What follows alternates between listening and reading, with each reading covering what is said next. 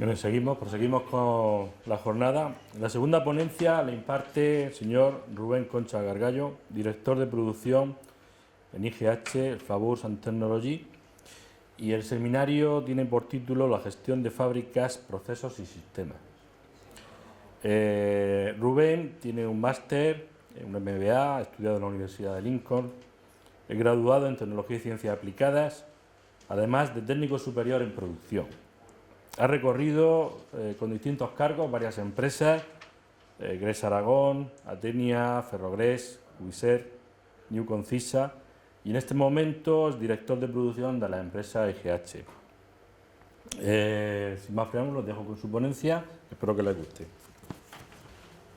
Bueno, como os ha comentado José Antonio, soy el director de producción de IGH.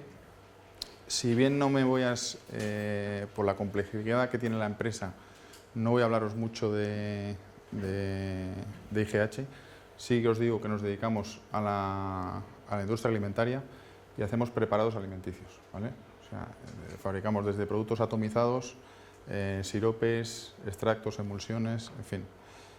Hay una zona que va más para tema de pastelería, lo que son heladeros, por ejemplo, y otra que va para gente que hace, aunque también sean heladeros, le hacemos la materia prima que luego ellos dosifican en muy pequeña proporción, pues a lo mejor 1 litro nuestro va dosificado en 200.000 kilos del cliente, ¿vale? Porque os hagáis una idea de la importancia de los matices, del grado que tenemos que tener de cuidado a la hora de hacer un desarrollo, ¿vale? Antes que empezar con lo que es la ponencia, me vais a permitir que os enseñe dos esquemas de dos fábricas muy distintas para que tengáis... el ratón no va muy fino.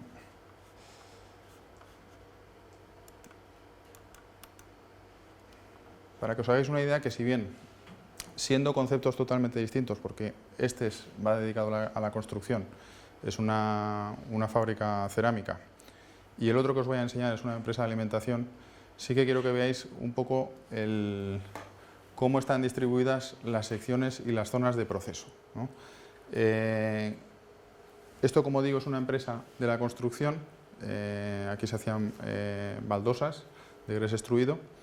La capacidad, la superficie de la planta estaba en 30.000 metros cuadrados y tenemos secciones muy bien definidas. O sea, aquí tenemos la zona de molienda, ¿vale?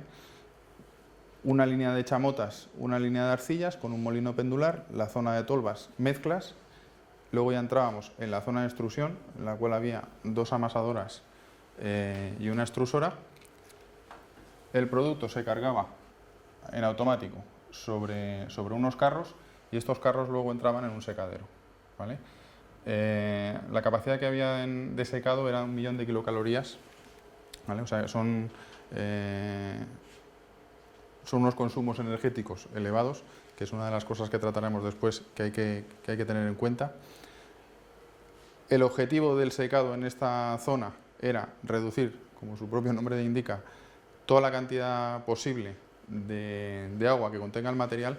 ¿Por qué? Porque luego cuando entrábamos en la zona de hornos, no está dibujado aquí, pero el horno está ubicado en esta zona, es un horno de 100 metros de longitud por 6 de ancho, ¿vale? Porque os hagáis una idea. Aunque veáis las vagonetas pequeñas, estas son las vagonetas que entran luego en el horno, cada vagoneta en vacío pesaba 5.000 kilos, en vacío. O sea, solo lo que son los componentes que lleva la vagoneta, más luego el refractario que se utiliza para cargarla. Importancia en este caso de hacer que esta fase sea buena, o sea, que el secado sea óptimo. Cuando estamos hablando de producción de gres extruido, trabajamos a temperaturas de hasta 1.300 grados. Imaginaos el efecto que puede tener poner una baldosa con una cantidad de agua dentro de un foco muy caliente. Explotan. Eso si lo hacemos aquí no pasa nada, pero pensar que estos son hornos túnel que cada vagoneta son 5.000 kilos y que solo los tiempos de alcance de régimen de un horno túnel puede llevarse una semana. O sea, el que tú alcances, porque tienen que ser temperaturas proporcional, tienes que introducir una serie de vagonetas para que poco a poco vaya cogiendo, o sea, la misma vagoneta, a la vez que coge temperatura, ayuda a calentar el resto del horno, ¿vale? Entonces, con esto, ya digo, independientemente de que sea un sector para la construcción, un sector alimentario, siempre hay que tener consideraciones importantes a la hora de hacer el diseño para luego no tener problemas, no generarlos, ¿vale? En este caso la planta, si bien era grande y la producción estaba en torno a 180 toneladas, el volumen de personal era bajo, estaban en torno a 30-40 personas. Una vez salían las vagonetas de esta sección, se quedaban en las vías pulmón. Esta era la vía de descarga. Las vagonetas que venían cargadas, bien venían de aquí o bien de la salida del horno, se descargaban en la zona esta, y aquí había una máquina, una apiladora automática, que lo que hacía, digamos, eran las agrupaciones de las cajas. Esas cajas salían y aquí teníamos la zona de paletizado. Las baldosas no se tocaban en ningún momento, era el producto el que se traslada a través de la línea.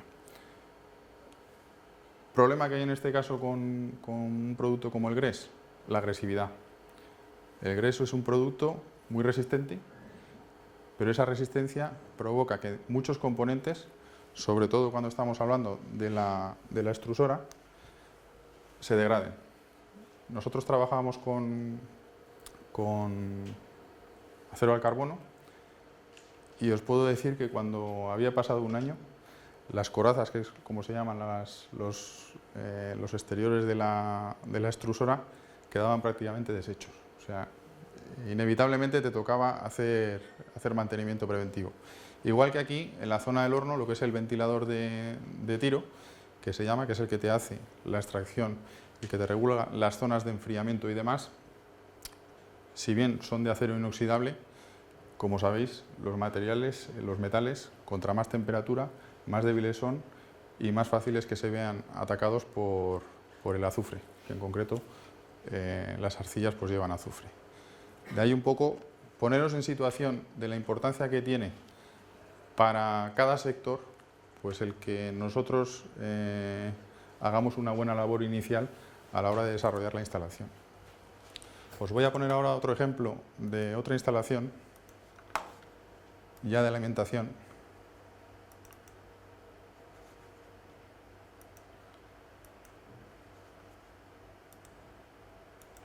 Que los principios no dejan de ser los mismos.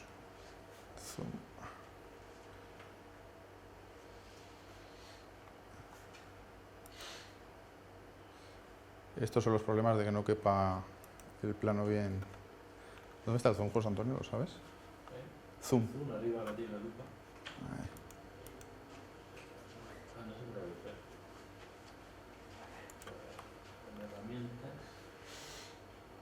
La herramienta, mira de la herramienta.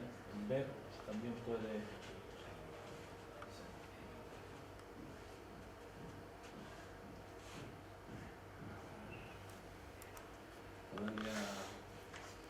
Ahí está.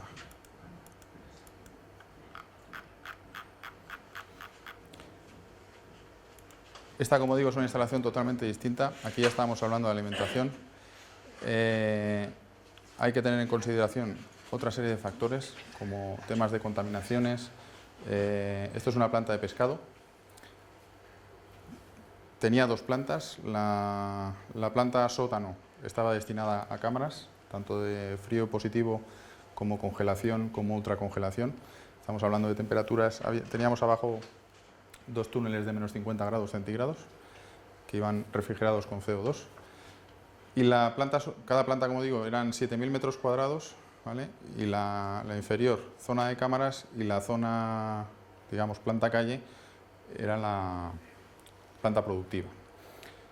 ¿Qué se hacía aquí? Pues esta zona era la zona más manual, ¿vale? Estamos hablando de elaboración de anchoa, alto grado de especialización del personal. requiere tener mucha destreza, no todo el mundo vale para todos los puestos, lamentablemente. Los hombres, en concreto, fuera de machismos, no valemos porque no nos centramos, esto hay estudios, no es que lo diga yo ni quiera... El nivel de concentración que tiene el hombre no le permite realizar ese tipo de tareas. Somos así de simples, por así decirlo, ¿vale?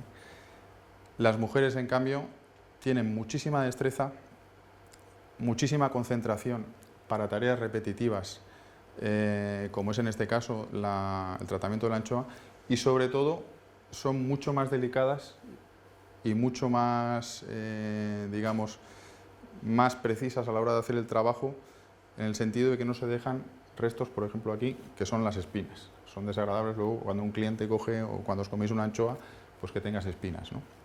Entonces la meticulosidad que se tenía aquí, esta sección era exclusivamente de mujeres. Teníamos una zona que era la de escaldado, aquí nos venían los cubos de 250 kilos de la anchoa, se limpiaba la parte externa y luego ya entrábamos en una zona de poslimpieza, digámoslo así, de lo que es la piel de la anchoa, y ya entraba a unas centrifugadoras para quitarle humedad. De las centrifugadoras había dos personas que iban suministrando esa anchoa a los distintos puestos de trabajo para que confeccionaran las latas, ¿vale? Estamos hablando que esta zona que veis aquí pequeñita eran 65 mujeres. Aquí tenemos una zona de envasado de esa anchoa con cuatro máquinas de cerradoras de tarros o de latas. Cada una de ellas tenía una capacidad de 250 unidades por minuto. O sea, estamos hablando de producciones que, si bien es muy manual, la capacidad que se tenía instalada pues es muy elevada, ¿vale? Solo había una aquí que era distinta. O sea, estas tres eran iguales, podías trabajar con las tres a la vez o, dependiendo del formato, tener un formato de anchoa en esta línea y otro en esta y otro en esta. Y esta era exclusivamente destinada para lo que son tarros de cristal. ¿Por qué teníamos tres máquinas o cuatro con la misma capacidad? Porque el cambio de formato de una máquina de estas, estamos hablando de 8 o 10 horas solo el cambio de formato, más luego los ajustes que puedas tener, ¿vale? Zona de etiquetado, lotificado y encajado. Y ya por aquí salía la expedición. Como podéis ver aquí, estas eran las zonas de oficinas, laboratorios, logística, almacén, dirección de fábrica, acceso del personal a la instalación, zona de lavamanos, estaba la cabina también de soplado, y ya entrabas directamente en la planta. Zona de entrada de materias primas. Había un montacargas en esta zona, otro aquí y otro aquí, que conectaban directamente con los sótanos para subir materias primas, consumibles, etc. Cada montacargas tenía una capacidad de 6.000 kilos. ¿Por qué digo esto? Tú puedes hacer una instalación, los montacargas al final pues difieren dependiendo del uso que se le vaya a dar. Aquí en concreto pues trabajamos desde zona de túnidos, que es esta de aquí. Un atún pues puede pesar 300, 400, 500 kilos. Nosotros manejábamos lo que son jaulas, que cada jaula pues está alrededor de 2.000, 2.500 kilos de peso.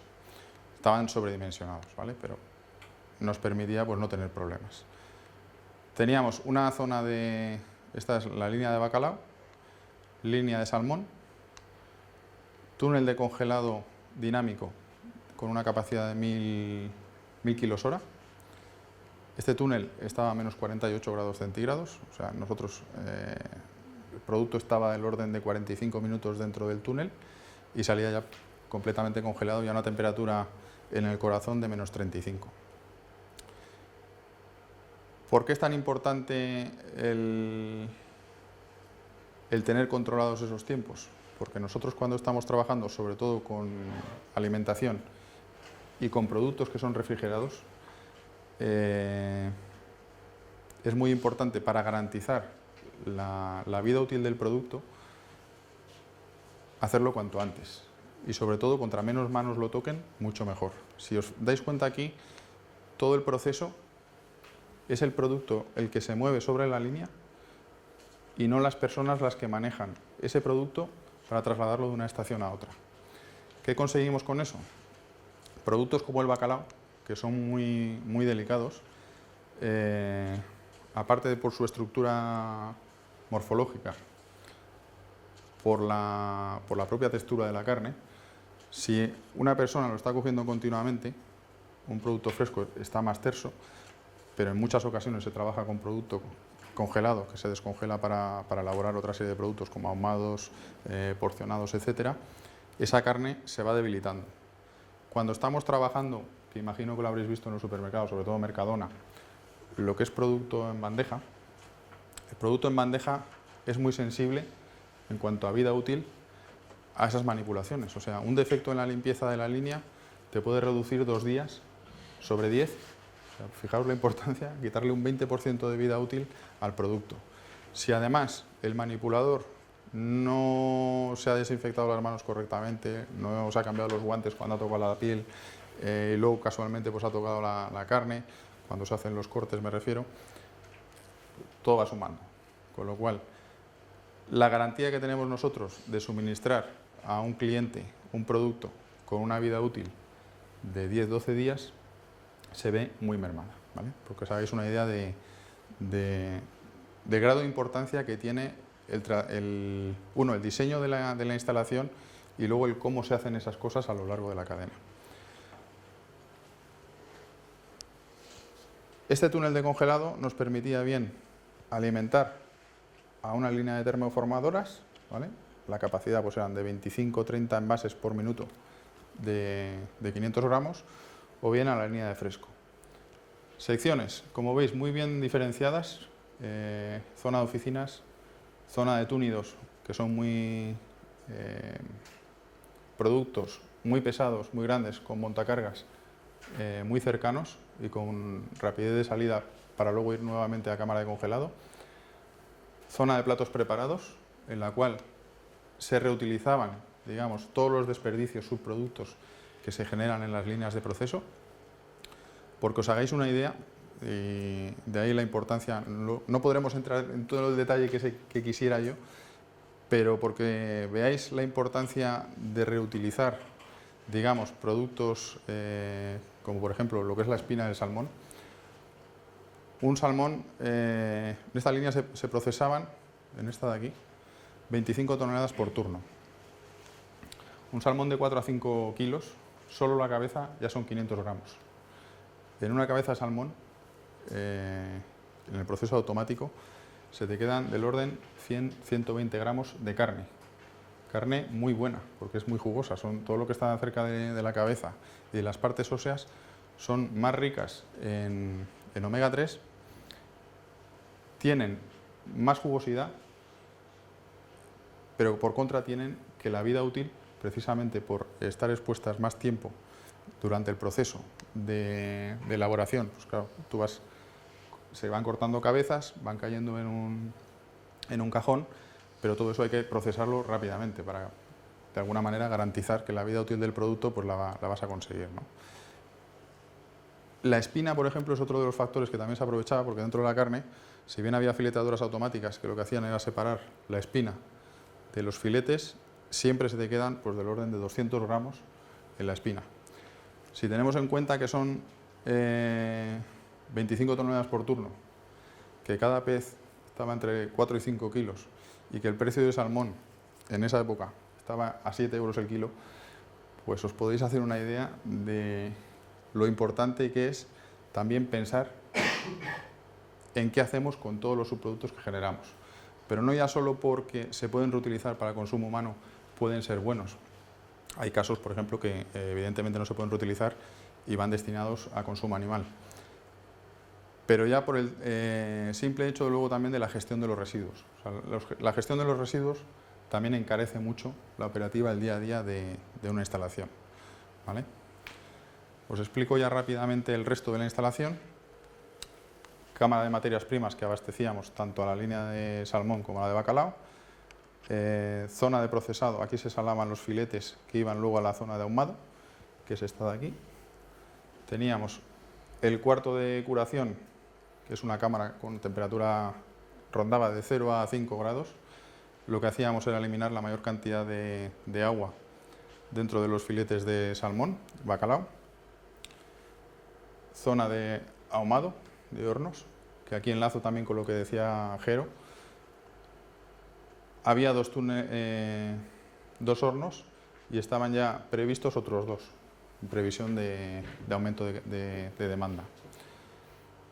Zona de lavado de carros, o sea, los carros iban de aquí, se curaban, se les hacía el lavado, retirar el exceso de sal que tenían esos filetes, entraban en el horno y una vez salían, estaban en otra cámara también a 4 grados en previsión de realizar el proceso de loncheado. ¿Vale? Como veis, cualquier fase de estas es susceptible de generar desperdicios que cuando hablamos de pescado, sobre todo fresco, que es el que manejábamos el salmón, son caros y que además la calidad que puedes obtener al final del proceso, haciendo patés, haciendo croquetas, haciendo platos preparados, pues digamos que justifica el que tengamos otra instalación para tener una nueva línea de negocio. ¿Vale?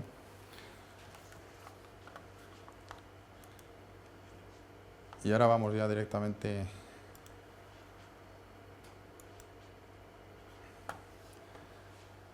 conceptos que hay que tener claros, si bien no son todos, hacemos una reducción por temas de tiempo. Layout de planta, como hemos visto, es importantísimo tener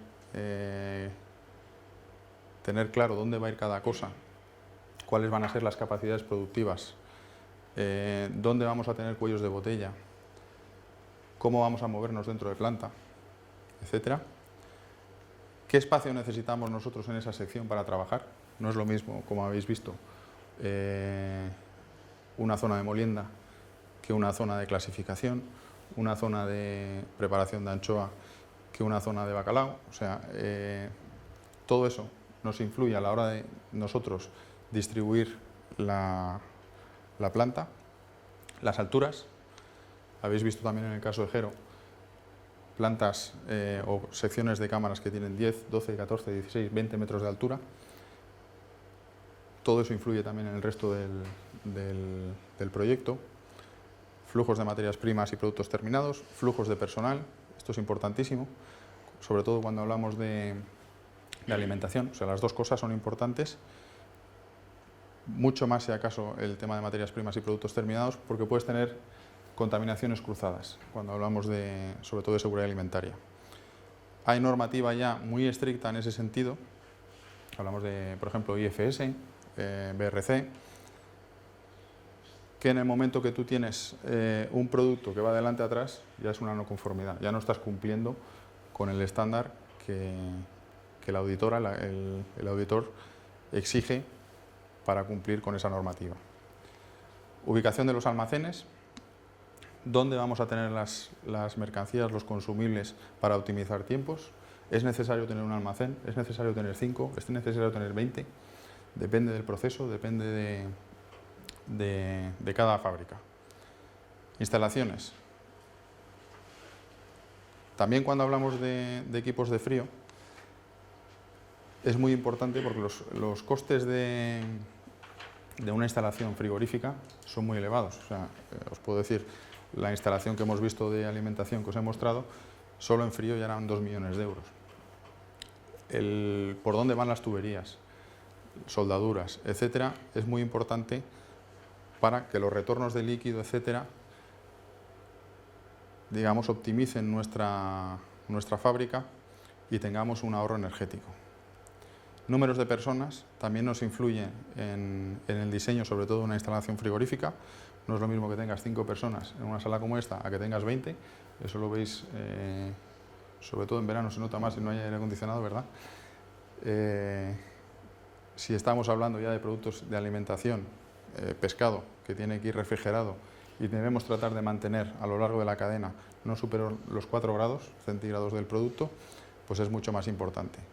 Los cerramientos, yo vengo del norte, pero aquí evidentemente cuando el año pasado estábamos a 48 grados, pues lo pasé francamente mal, y sobre todo cuando estamos hablando de empresas nuevamente de alimentación, es un elemento importantísimo, no solo ya a nivel de producto, que lo es, sino también a nivel de confort del personal. O sea, al final tenemos que ser conscientes, y nos pasa en el día a día, o sea, que cuando tú estás fresco, tu cabeza también está más fresca y trabajas más a gusto, ¿no? Entonces, tenemos que pensar también en el confort del operario, del trabajador que está en la instalación, y tener en cuenta que va a ser en beneficio de la empresa al final.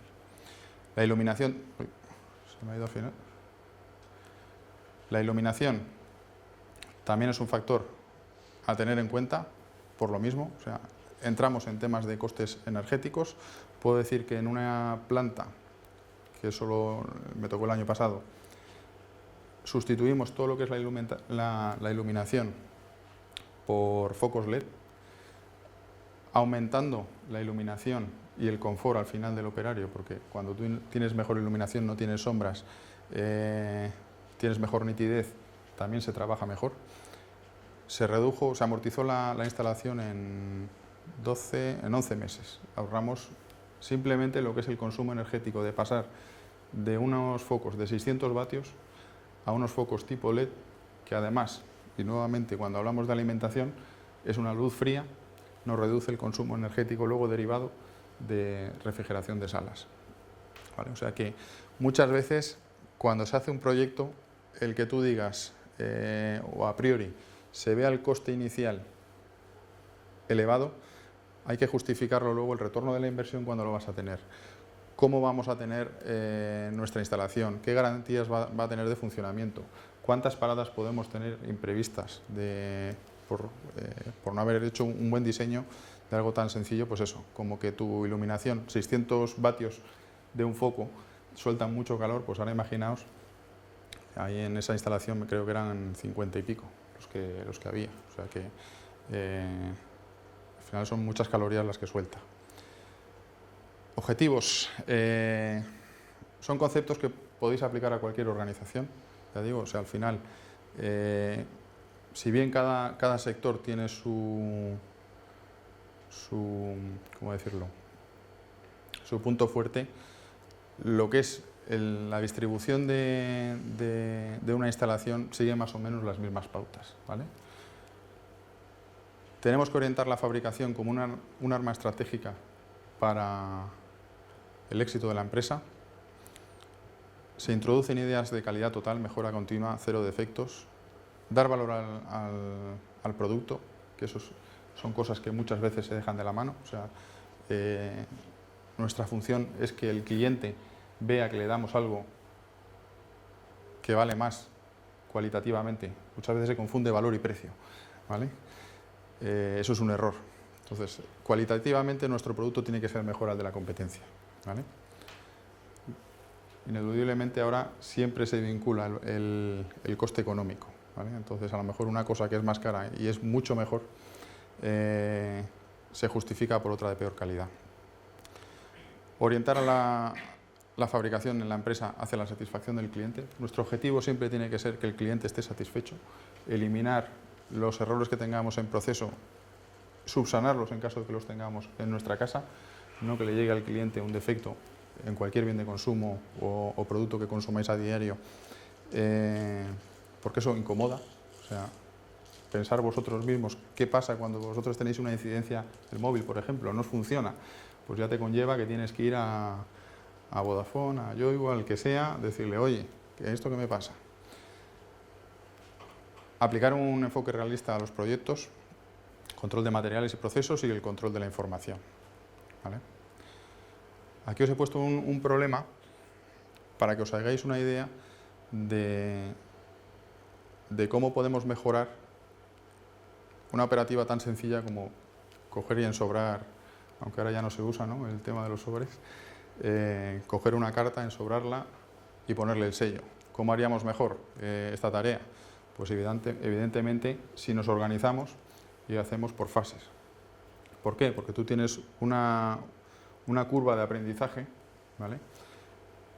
De tal manera, al principio eres eficiente, se te atasca el papel cuando va a entrar en el sobre, no abres bien la solapa. Cuando tú ya quieres una especialización, a lo mejor cuando lleves 25 o 30 cartas ya ensobradas, pues ya vas mucho más ágil. Entonces tus tiempos se optimizan, ¿vale?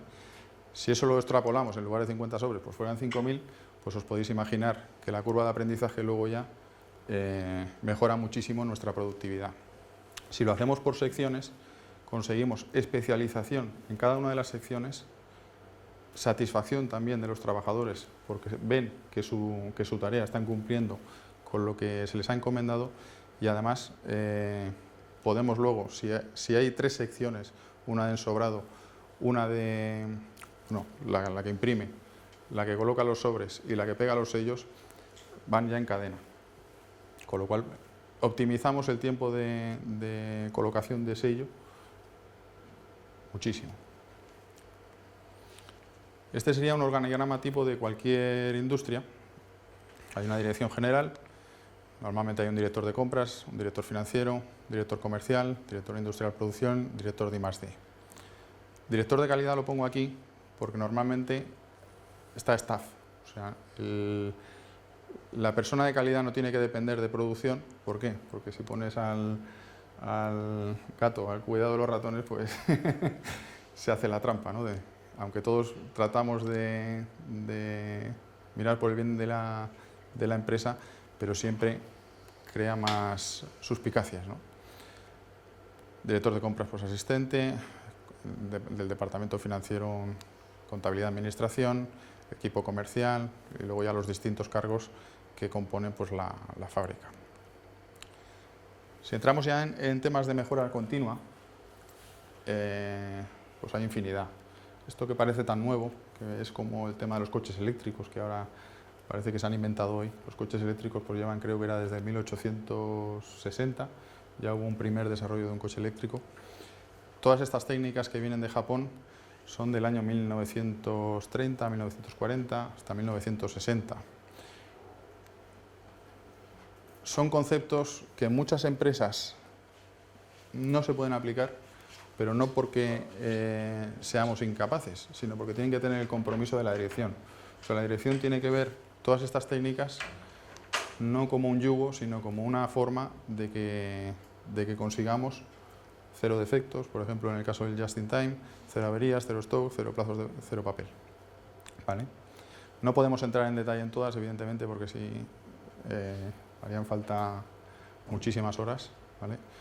Os voy a dejar unas cuantas simplemente porque sepáis el tema de 5 S, el orden de un puesto de trabajo, tener lo que necesitas cuando lo necesitas. Aquí, por ejemplo, hablamos cuando estábamos comentando anteriormente el tema de los almacenes, dónde ubicar los almacenes, cómo hacerlo, cuándo se tienen que reponer, tener el compromiso de dirección y del personal.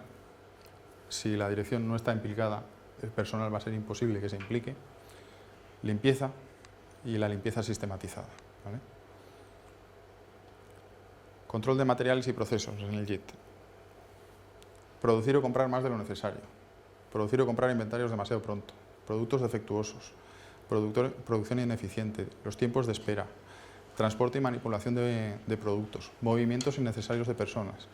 Todo esto son factores que nos lastran y que no conducen a nada bueno. Pensar que cuando nosotros compramos más de lo necesario, estamos haciendo, bien sea por ineficiencias, bien sea porque se ha lanzado un pedido demasiado grande, etcétera, estamos haciendo que la empresa tenga un lastre financiero. O sea, tenemos que coger recursos propios o del banco que nos preste el dinero para pagar las facturas de esos bienes que tenemos y que no vamos a consumir en ese momento, ¿vale?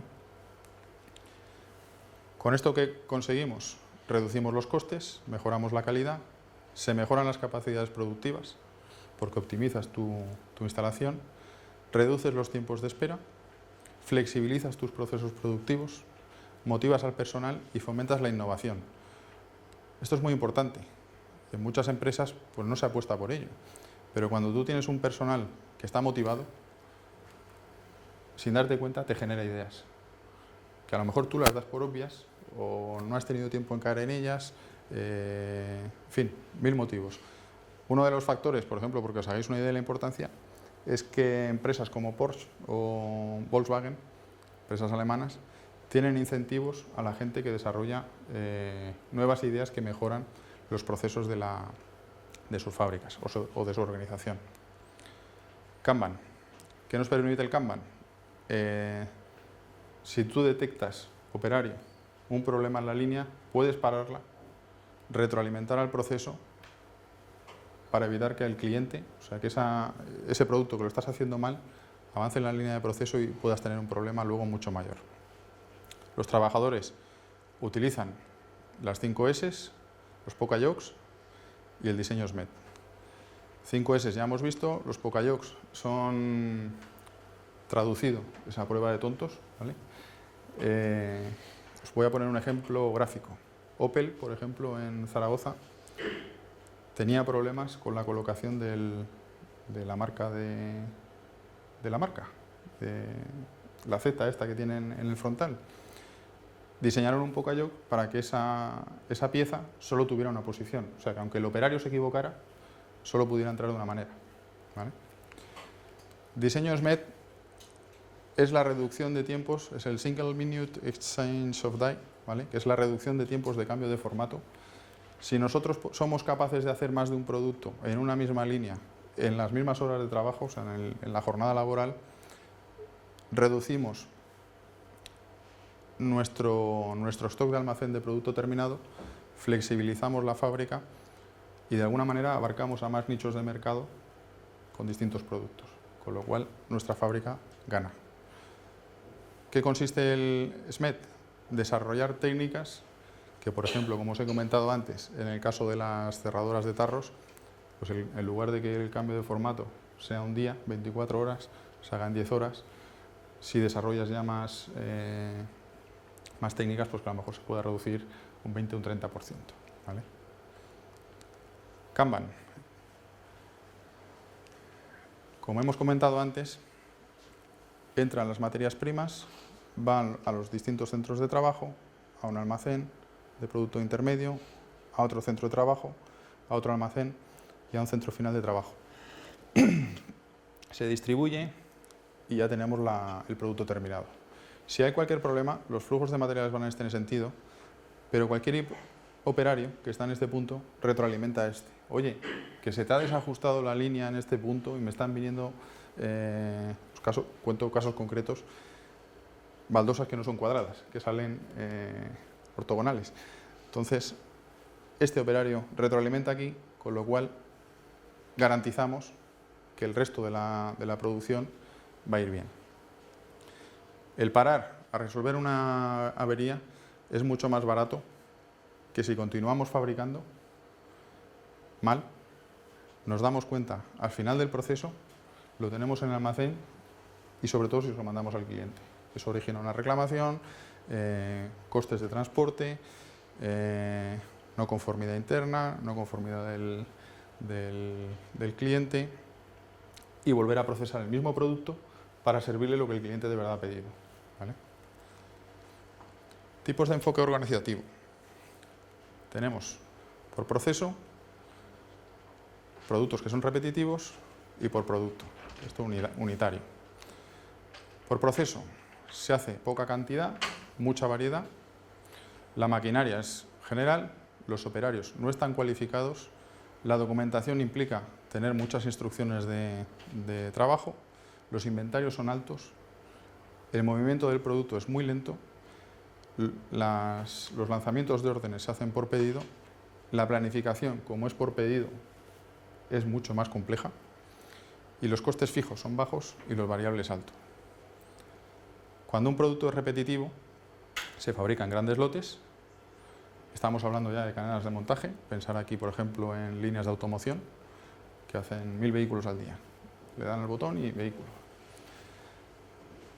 Los operarios, la formación es media, la documentación es repetitiva, Los inventarios se ajustan al just in time, o sea, pensar en cualquier fábrica de automoción. No tienen el producto en sus instalaciones. Normalmente lo que hacen es que los proveedores que tienen, los tienen a un paso de la fábrica, incluso en naves propias de los fabricantes que arrendan al proveedor para que en el momento que ellos necesitan esa mercancía la tengan. El movimiento de producto es medio, se fabrica según una previsión, según los pedidos que han entrado de los clientes que van a los distintos concesionarios. La planificación varía según los modelos productivos y los costes varían con la instalación. Normalmente, cuando hablamos de automoción, los costes son elevados, ¿vale? Por producto, gran cantidad, poca variedad. La maquinaria está especializada. Los operarios no hace falta que estén muy cualificados. Documentación de trabajo, debido a la especialización, pues es poca. Los inventarios también son bajos. Movimiento de producto rápido. Los pedidos van según previsión, también según los pedidos que entran de los clientes. La planificación es muy sencilla y los costes fijos son elevados, pero los variables bajos, ¿vale? Organización orientada al proceso. Las instalaciones las organizamos para realizar uno o varios procesos. Los medios de un mismo proceso están ubicados juntos. Por ejemplo, cuando hablamos de un taller mecánico, pues todos los centros de mecanizado están en una sección, lo que son las mandrinadoras están en otro, las rectificadoras están en otro. Se fabrica poca cantidad de productos con mucha variedad, tipo taller, ¿vale? ¿Qué se consigue con este tipo de distribución? Mucha flexibilidad de producto. El equipamiento lo utilizas para muchas referencias, con lo cual tu amortización es más rápida. Baja inversión de capital inicial. Los empleados tienen una formación específica para las tareas que están haciendo. La planificación, obviamente, cuando estás hablando de piezas unitarias, pues es mucho más compleja, ¿vale? Y los equipos tampoco es que debido a esa variedad que tienen de formatos, no tienen un rango de utilización muy amplio. Cuando hablamos de un proceso repetitivo, las instalaciones, como hemos visto en los casos anteriores, están organizadas en líneas o cadenas de producción o montaje. Son modulares, hemos visto que había instalaciones de molienda, instalaciones de extrusión, zona de carga, zona de descarga, cocción. Los módulos se combinan para conseguir los distintos productos o las distintas fases del producto. Permite la personalización. El uso de módulos mejora a nivel de costes el proceso y la inversión es mayor. Cuando hablamos de una organización orientada al producto, el propio producto está estandarizado. Tiene un volumen de producción elevado. La demanda siempre es más o menos prácticamente la misma. La calidad de las materias primas y de los componentes es uniforme, o sea, no te tienes que preocupar de si ahora me viene con estas características u otras, ¿vale? Porque sobre todo cuando hablamos de plásticos, hay muchos tipos de plásticos. Dependiendo del producto, por ejemplo, cuando hablamos de ahumados, pues se utilizan con barrera, sin barrera. Con barrera, pues por ejemplo, te permiten que el producto te aumente la vida útil, pues a lo mejor un 15% más que si no utilizas barrera. Cuando hablamos de atmósfera modificada, los MAP, te permite que el gas no se escape, digamos, porque al final puedes tener fugas, que no te condense dentro cuando ese producto va a refrigeración. En fin, ya digo, entrar en el sector del plástico es otro mundo. Se minimiza el desequilibrio de la cadena de montaje. Características que tiene la organización orientada al producto. Muy bajo coste por unidad, es muy repetitivo. Bajos costes de manejo de materiales, compras más cantidad, consigues mejores precios de compra. Menores inventarios de mercancía en proceso, puedes llegar a acuerdos con tus proveedores para que te suministren con una cadencia determinada. Formación y supervisión mucho más fácil, al tener menos productos. Necesitas tener equipos especiales. La detención del trabajo en cualquier punto de la operación suspende la producción. Y hay una falta de flexibilidad. Células de fabricación flexible. Está orientado al producto, maquinaria y personal en unas instalaciones que van en línea con el proceso. Exige un alto nivel de formación y flexibilidad por parte de los operarios. Necesitas personal de apoyo normalmente y requiere un amplio esfuerzo para el montaje de las células de trabajo. Las ventajas que tienen es el bajo nivel de inventario, no necesitas un espacio grande, tienes bajos costes laborales, menor número de procesos, menor inversión en maquinaria, mayor flexibilidad, etcétera, etcétera. Reingeniería de procesos. Esto es un punto que seguramente habréis oído, se utiliza mucho ahora, y es el pensar que cualquier proceso que estamos realizando es susceptible de mejora. O sea, no nos podemos conformar con que la instalación que nos han realizado está al 100%. Siempre hay que pensar en que podemos ir a más, podemos reducir costes, podemos incrementar capacidades, en fin, podemos incrementar el nivel de formación de los operarios, que redunda luego también en que puedan hacer determinadas tareas de mantenimiento preventivo. O sea, hay que pensar siempre a más, no quedarnos estancados. Control de gestión. Cuando hablamos de control de gestión, cualquier empresa hoy en día utiliza un sistema ERP. Sistemas ERP, pues tenéis Oracle, SAP, Navision, en fin, hay infinidad de ERPs. ¿Qué es un ERP? No deja de ser una base de datos a gran escala, ¿vale?, que nos permite gestionar las distintas partes de la empresa. Cuando estamos hablando de un taller pequeñito que tiene 4 operarios, no complica la operativa, se puede llevar, pero cuando hablamos de estructuras con 150 personas, con varias sedes, una en un país, otra en otro, o en distintas comunidades autónomas, necesitas información. Entonces, esa información se organiza por módulos. Normalmente los módulos de los que se compone un ERP son contabilidad, facturación, CRM, que es la parte comercial, fabricación, producción, logística, almacén y mantenimiento, ¿vale? ¿Qué nos permite el ERP? Tú puedes trabajar simplemente con este y con este, funcionas, ¿vale? Y luego, a medida que van incrementando tus necesidades, puedes ir añadiendo módulos, ¿vale? ¿Qué necesitamos para la planificación? Pues aquí con 6 preguntas lo resolvemos rápidamente. ¿Qué es lo que queremos hacer? ¿Cuál es el propósito? ¿Por qué? ¿Qué necesidad tenemos? ¿Hay un pedido? ¿Es para cubrir stock? ¿Dónde lo vamos a realizar? ¿En qué centro de trabajo? ¿En qué línea? ¿Cuándo? Hay que organizar la jornada laboral dependiendo también en muchas ocasiones de la necesidad que tiene el cliente. ¿Quién va a realizar esa tarea? Sobre todo cuando hablamos de tareas de especialización. No es lo mismo un centro de mecanizado por control numérico que una fresa o un torno. Rectificadoras. ¿Cómo lo vamos a hacer? ¿Qué método vamos a seguir para realizar ese trabajo? Necesita, por ejemplo, cuando hablamos de alimentación, un tiempo de descongelación, como hemos visto cuando se trabaja con productos congelados. Tiene un proceso de ahumado, hay un proceso de calentamiento previo. Entramos ya en lo que sería la planificación de producción. Para planificar la producción comercial, introduce los pedidos dentro del ERP que hemos visto antes.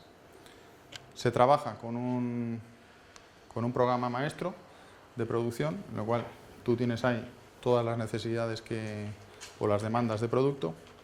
A través de ese MPS se lanzan los requerimientos de materias primas, ¿vale? Y se avanza posteriormente a lo que es por qué línea de proceso vas a realizar los productos. Hay otras fases que normalmente no se utilizan, no conozco prácticamente, quitando automoción, no llegas al punto a que el MPS ya te genera automáticamente las órdenes de producción y te gestiona las distintas líneas.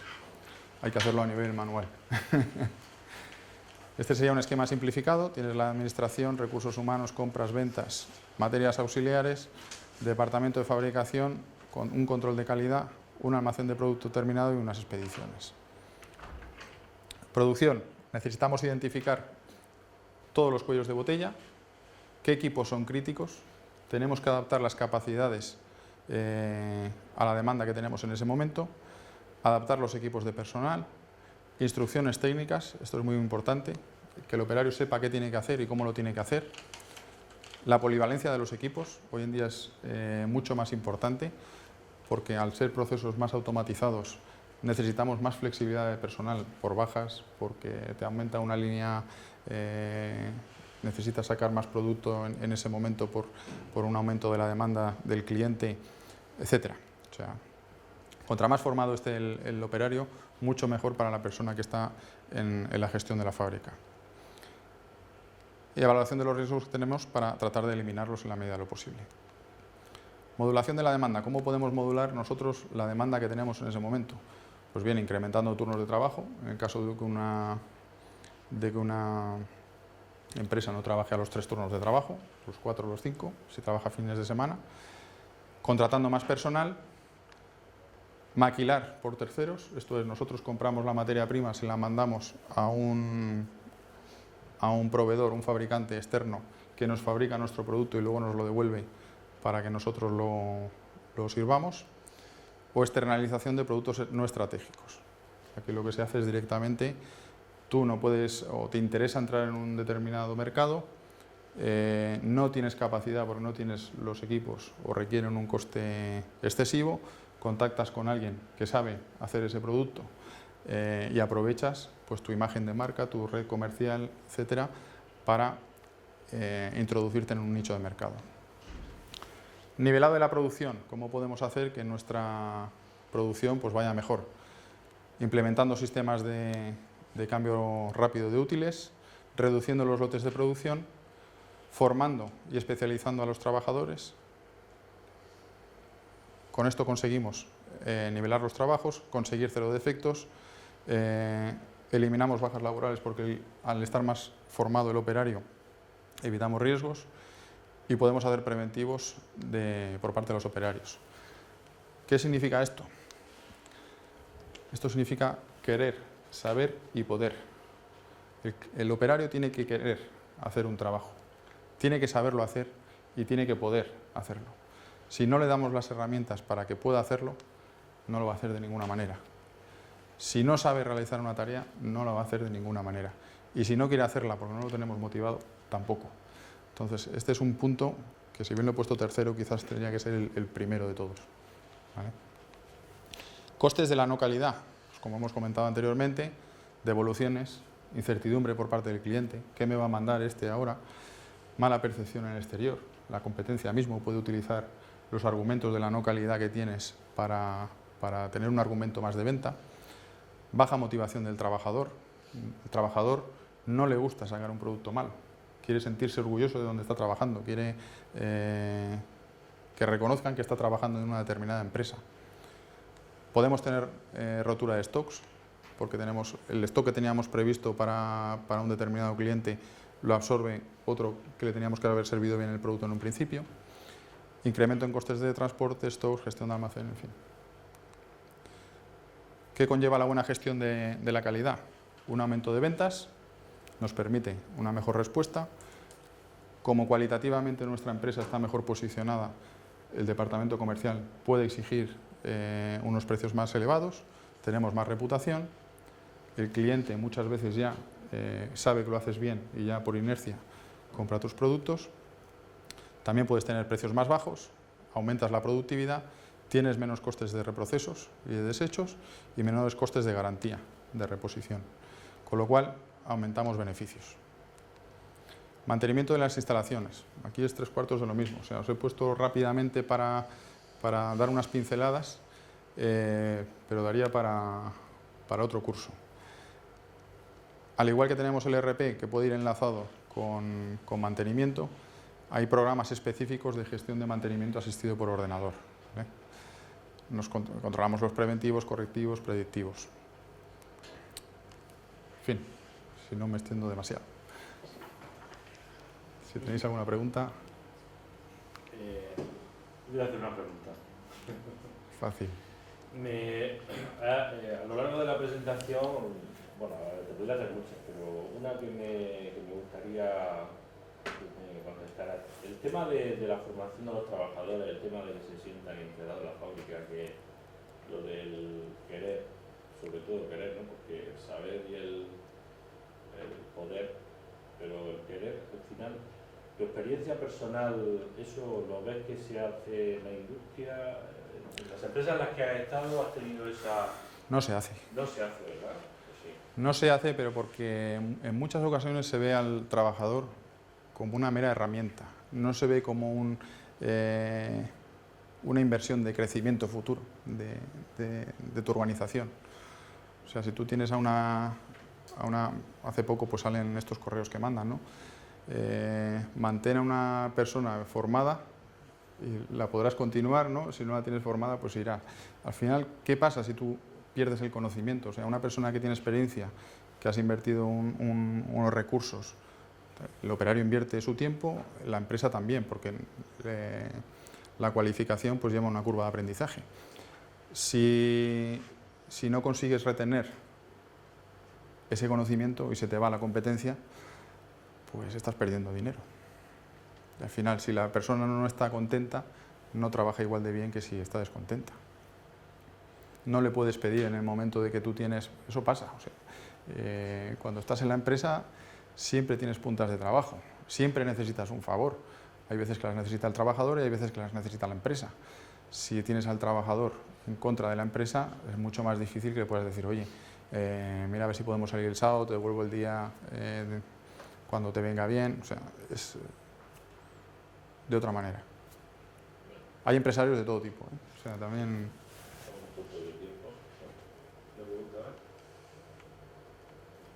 Muchísimas gracias. A vosotros.